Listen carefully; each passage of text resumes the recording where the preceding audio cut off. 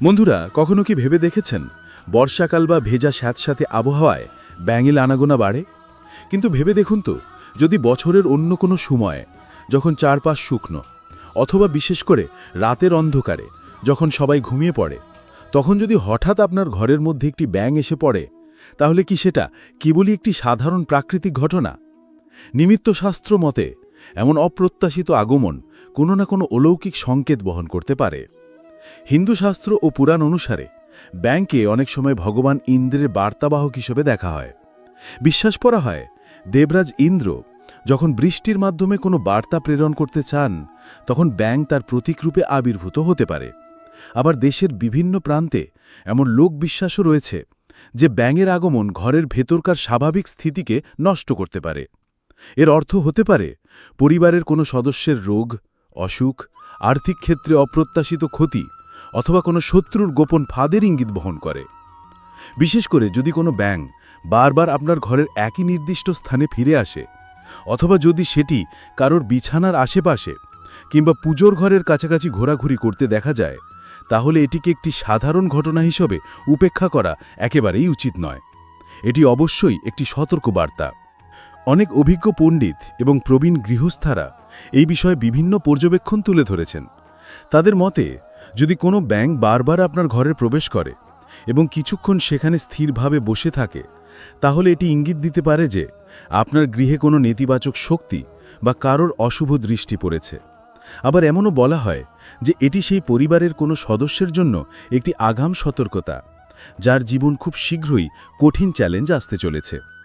বিশেষ করে এই বিষয়গুলি ঘটতে পারে তার জীবনে, যেমন ধরুন হঠাৎ করে বড় ধরনের আর্থিক কোনো ক্ষতি, এমনকি কাজের ক্ষেত্রে অনিশ্চয়তা বা বেকারত্বের সম্মুখীন হওয়া, অথবা আবার পরিবারের সদস্যদের মধ্যে তীব্র ঝগড়া ও অশান্তি সৃষ্টি হওয়া, অথবা কোনো গুরুতর শারীরিক অসুস্থতার আগমন। তবে মনে রাখবেন যে ব্যাঙের এই আগমন সবসময় কিন্তু অশুভ ইঙ্গিত বহন করে না। কিছু বিশেষ ক্ষেত্রে এটি শুভ ফলও বয়ে আনতে পারে। যেমন যদি কোনো ব্যাঙ পুজোর ঘরে প্রবেশ করে এবং কোনো নির্দিষ্ট কোণে স্থিরভাবে বসে থাকে, তাহলে অনেকে বিশ্বাস করেন যে দেবতারা শীঘ্রই আপনার গৃহে আশীর্বাদ বর্ষণ করতে চলেছেন। অন্যদিকে যদি কোনো গর্ভবতী মহিলার ঘরে ব্যাঙ আসে এবং আওয়াজ করে, তবে এটিকে সন্তানের উজ্জ্বল ভবিষ্যতের একটি ইতিবাচক ইঙ্গিত হিসাবে গণ্য করা হয়। তবে যদি ব্যাঙের অপ্রত্যাশিত উপস্থিতি আপনার মনে কোনো প্রকার অস্বস্তি বা ভয় সৃষ্টি করে, তাহলে কিছু সহজ প্রতিকার অবলম্বন করা উচিত, যা আপনাকে সম্ভাব্য বিপদ থেকে রক্ষা করতে পারে। প্রথমত, ঘরে ব্যাঙ দেখলে কখনোই ভয় পাবেন না এবং সেটিকে আঘাত করবেন না, বরং একটি ঝাড়ু অথবা নরম কাপড়ের সাহায্যে আলতোভাবে ধরে সেটিকে বাইরে মুক্ত পরিবেশে ছেড়ে দিন। এরপর যে স্থানে ব্যাঙটি ছিল সেই জায়গাটি ভালো করে পরিষ্কার করুন এবং গঙ্গা জল ছিটিয়ে দিন। বিশেষ করে ঘরের প্রতিটি কোণে গঙ্গা জল ছিটিয়ে দেওয়া উচিত।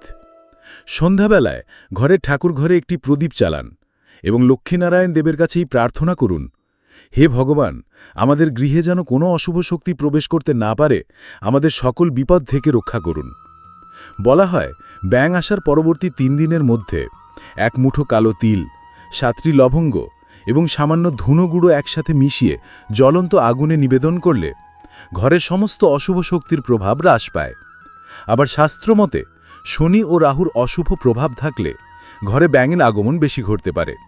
তাই শনিদেবের মন্দিরে গিয়ে সর্ষের তেল অথবা সর্ষের তেলের একটি প্রদীপ নিবেদন করে আপনার গ্রহের শান্তি কামনা করুন। বন্ধুরা, আমাদের ঘর কেবল ইট, কাঠ বা পাথরের তৈরি একটি স্থান নয়, এটি আমাদের শক্তি, বিশ্বাস এবং আশীর্বাদের কেন্দ্র। তাই যদি কখনো কোনো অস্বাভাবিক প্রাণী, যেমন ধরুন একটি ব্যাঙ, অপ্রত্যাশিতভাবে আপনার ঘরে এসে প্রবেশ করে, তাহলে এটিকে অবহেলা করবেন না, বরং শান্তভাবে এর অন্তর্নিহিত বার্তা বোঝার চেষ্টা করুন এবং সঠিক প্রতিকার করুন। মনে রাখবেন, সচেতনতা এবং সঠিক পদক্ষেপ গ্রহণের মাধ্যমে আপনি আপনার পরিবারকে বড় ধরনের কোনো বিপদ থেকে রক্ষা করতে পারেন। আমাদের গৃহে প্রত্যেকটি প্রাণী আসায় কোনো না কোনো অর্থ ইঙ্গিত দিয়ে থাকে, যা আপাতদৃষ্টিতে মনে হতে পারে নিরীহ। এটা একটা সাধারণ বিষয়, কিন্তু এই সাধারণের মধ্যেই লুকিয়ে থাকে এক গভীর বার্তা। আর এই বিষয়টি আমরা প্রায় সকলেই জানি যে বাড়িতে যদি ব্যাঙের আগমন প্রতিনিয়ত ঘটে, তাহলে সেই বাড়ি